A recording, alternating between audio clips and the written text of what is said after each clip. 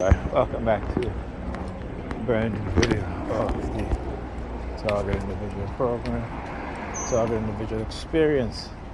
So much for being home. Oh, look at what we have here. Second time of the day. Alright, second time of the day. First time going to the grocery store, going to the bodega. Got the shopping cart across the street. Come back here. Shopping cart again. So let me tell you guys what happened. Why I'm out going over to. You said hi to me. Yeah, I know. I should tell you how this stuff is pre-planned and manipulated. So let me explain to you guys exactly what happened. So I get a text from Pam saying that Alyssa, her daughter, broke her glass tuna casserole dish. Okay, now. She is 10 years old. My son is 13. All right. Sorry, that's 14. Is he 14? 18 is 14. Right? Look at that. I don't even know my own son's age, right? He just turned 14. Right? And he's not capable of cleaning up all that stuff on the ground. I don't want him to hurt himself, and I don't want her to get cut. So my first question when I called to ask him, I said, "Did Alyssa get cut?" He was like, "No." I said, "Well, tell her to stay out of the kitchen. You stay out of the kitchen," all right?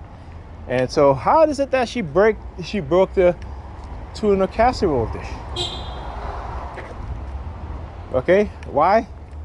Because her mother loved to leave things in place where, I guess she went to get breakfast and whatever she cooked last night, she must have cooked it in the tuna casserole dish and left it in the fridge. And again, here's a look at the pro. Standing there. So here's the difference in our parenting style. Whenever Pam cooks, and let's say she made macaroni and cheese, okay? I never put any glass dish in the sink because I know the kids are going to, if they want, particularly my daughter, she loves macaroni pie. So if she wants to get a macaroni pie, particularly if she goes to bed early, and she gets up in the middle of the night, what I do is that I cut out pieces of the macaroni pie and I put it in plastic bowls. That way she can just grab the plastic bowl, because my daughter will literally try to take out that glass bowl out of that fridge, and I tell Pam stop doing that, and will literally try to cut out a piece of that macaroni pie. Hence is why I keep telling her, never put glass bowls in the fridge, particularly with food in it, if you leave the kids by themselves, right? 2, never put anything that's glass in front of the shelves in the fridge. Always behind everything. Plastic's fine. You can put it in the front. Never any glass. And things like that she doesn't listen to. So this is why I think that this happened. So now I have to go over there. This is why you guys see me leaving right now. And again, you think that was done? It was done intentional, using silent sound to get her to do stuff like that. Because when I'm there, she never does stuff like this. Never. Right? But because again, they wanted me out the house. There got to be some form of targeting, right? Since I exposed what they were doing in the house with my sister and other family members there. Oh, you little boy, come hug me. Oh, thank you. You know I needed a hug, right? You know I needed a hug. Oh, wait. That was Jason. Okay, well, it turned out the little boy I didn't even recognize. That was my niece's son. I didn't even see and recognize her until she got closer. And then I was like, oh, that's who it is. That's hilarious. Anyhow. So, like I was saying, when I start to expose what it is that they do in one form, or one method, a few methods, they will switch over to another form, another method, right? Always changing, always contingency for contingency, as I talked about. So they have to get me out of the house now because, since I've exposed that aspect of it, they got to move to the aspect outside. So much for the isolation, right? So much for the isolation, okay? But again, it's because I've been through this many, many times I can explain this and view it in a way in which it should be. You should view it and look at it and realize and understanding that this stuff is not, you know, so-called supernatural in nature.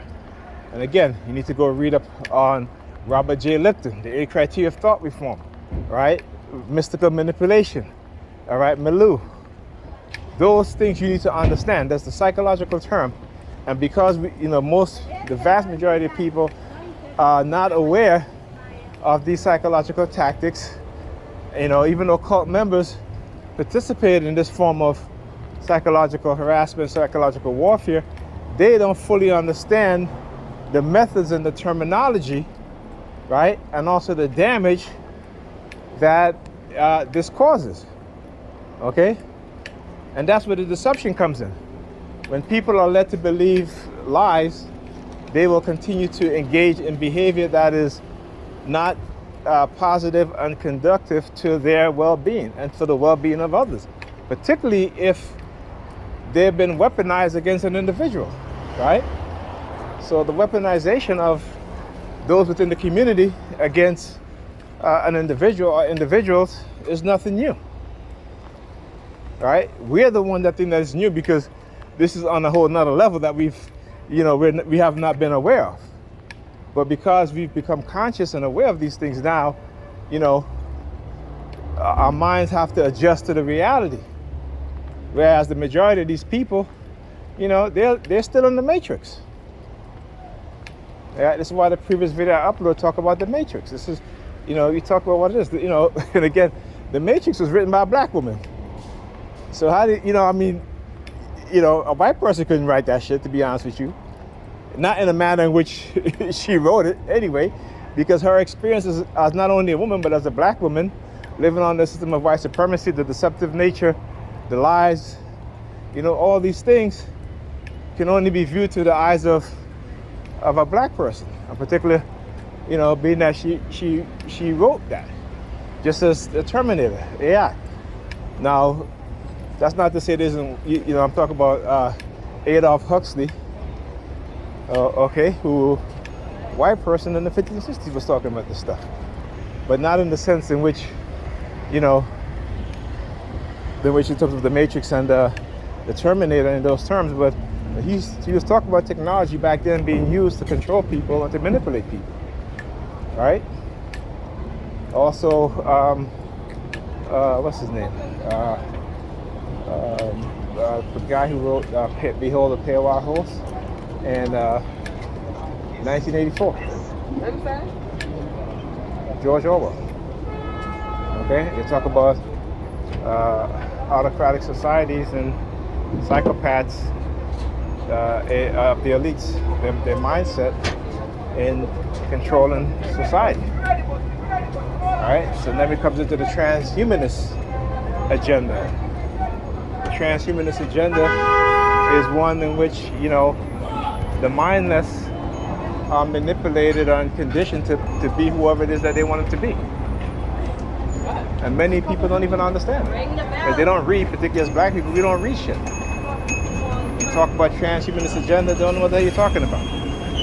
Meanwhile, the vast majority of black men and black women, young black men and black women, identified as transsexual, bisexual, wanted to have sex change, all that shit is transhumanism. But because we don't read, we don't understand. That's an agenda. An agenda against our people. And anybody who understands, they're gonna make an enemy and they're gonna attack. That's just the way it is. All truth speakers eventually going to get attacked. Hello. Listen to the noise campaign. Listen to the noise campaign now. Again. Listen to the noise campaign. Okay? This is what they do. Yeah. There's always going to be noise campaign. Always. Anyhow. I try to get on this bus, seems like it's crowded, but hey, it is what it is.